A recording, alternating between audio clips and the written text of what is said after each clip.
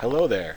This is Mr. Wickler, one of the Deans of Students at Thurman White Academy of the Performing Arts, and I'm going to take you through our 2016-2017 school year Dean's Orientation. Let's get started by introducing our administration. We have Principal Katona, Assistant Principal Taylor, and our three deans. Mr. Wickler is in 6th grade, Ms. Barr is the 7th grade dean, and Dr. Bodecker is your 8th grade dean.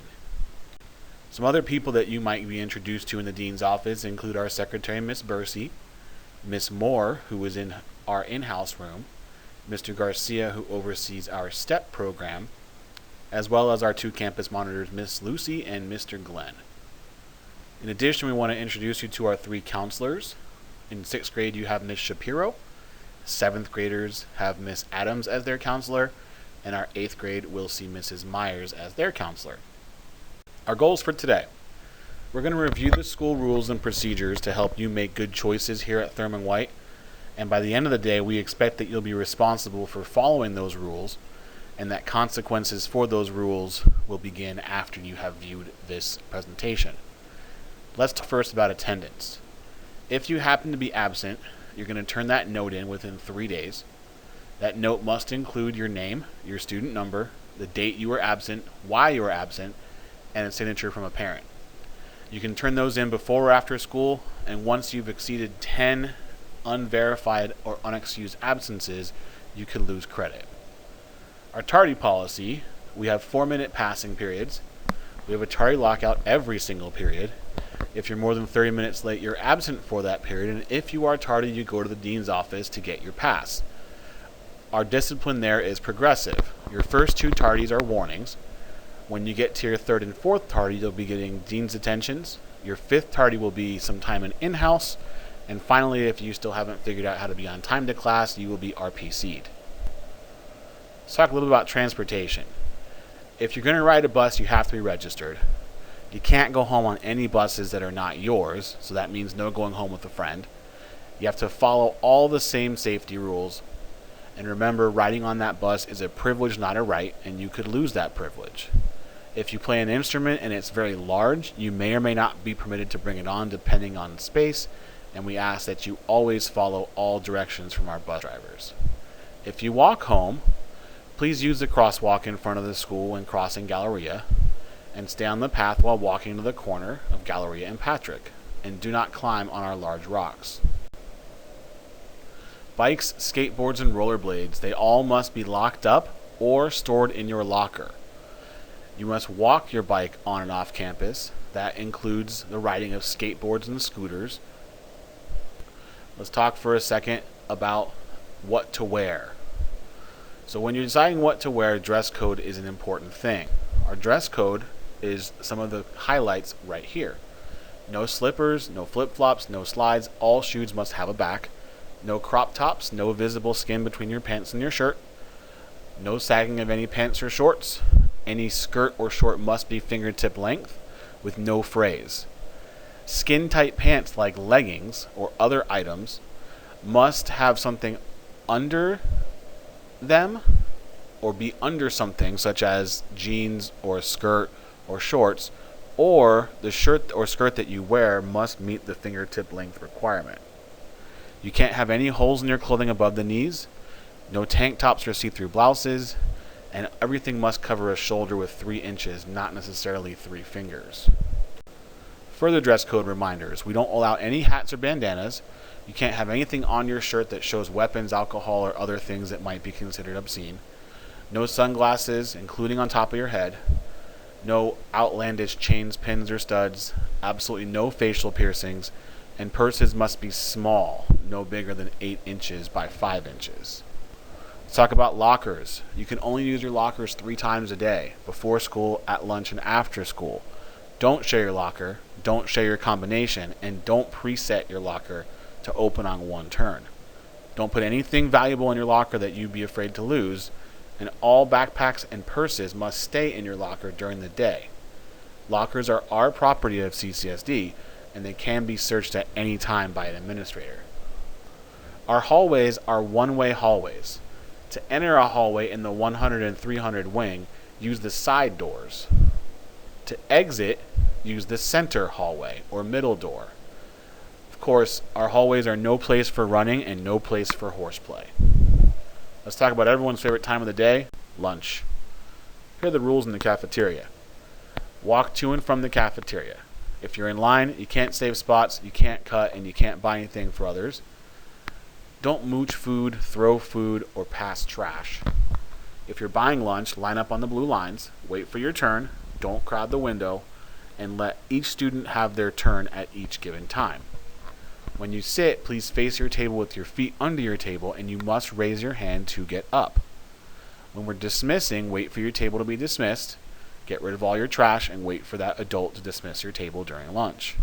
Please place all your trash and recyclables in the appropriate places, and while waiting to enter the halls, please stand behind the white line in front of the double doors. If you go outside for recess after lunch, there is no horseplay. Keep your hands off everyone at all times, no chasing or running, and you must be a part of an activity like foursquare, basketball, to be outside. Let's talk about discipline in the dean's office. Every single thing that you would do to get referred to the dean's office has a progressive discipline, which means that the more times you're referred, the more severe the discipline could be. Discipline could include detentions, in-house suspensions, required parent conferences, step referrals, suspensions, or even as severe as expulsion or behavior school. Let's talk about STEP for just 1 second. What is STEP? It stands for Successful Temporary Educational Placement, and you could be placed there for discipline at the same progressive level as a suspension. The minimum time in STEP is 5 days. So this is a placement instead of a suspension. And if you go to behavior school, we might place you there long term for up to 9 weeks or more. We can also add additional days if you don't meet the expectations. Some of the differences in STEP include the school day is a little bit different. It goes from 8:50 to 3:01. STEP is held in portable 2, and it is different from in-house. Other things. What will I do there? Well, you'll get work from your regular scheduled teachers. You'll have assistance provided by some teachers during the day. You will not be allowed on the general campus except for portable 2 and cannot participate in any other campus activities. Transportation won't be provided. You'll work in some intervention programs and complete a capstone project. And you'll also be asked to come with a different set of rules, including standard student attire. Moving on from STEP, let's talk about our hands-off policy. We are not allowing any students to touch any students in any way. You can't push, shove, trip, slap, or strike another student in play or in anger. Holding hands, hugging, walking on arm, kissing, not allowed. If you get into a fight or any kind of verbal altercation, this is defined by when 2 or more students have jointly violated the hands-off policy with intent to cause harm or injury. The first time you're in a fight, you're going to STEP for 10 days. The second time you're going for 20, and the third time you're going for 9 weeks. If it includes an injury to a student or a faculty member, it could result in a mandatory expulsion, and you might not be allowed to return to TWA. We also have the ability to discipline for things that happen off campus, including cyberbullying. Let's talk about some nuisance items. These are anything that is not allowed to be at school, such as iPods, laser pointers, portable video games, cards, necklaces, cameras, toys, anything that's not necessary for you to be here for education. Leave those things at home. If you get it confiscated, parents must come to the dean's office to pick them up. And Thurman White Academy is not responsible for lost and stolen items. So if you bring things and they disappear or you lose them, we're not responsible for making sure they get replaced. Let's talk about something that most of you have, and that's a cell phone. Please make sure that you get rides arranged before you get to school.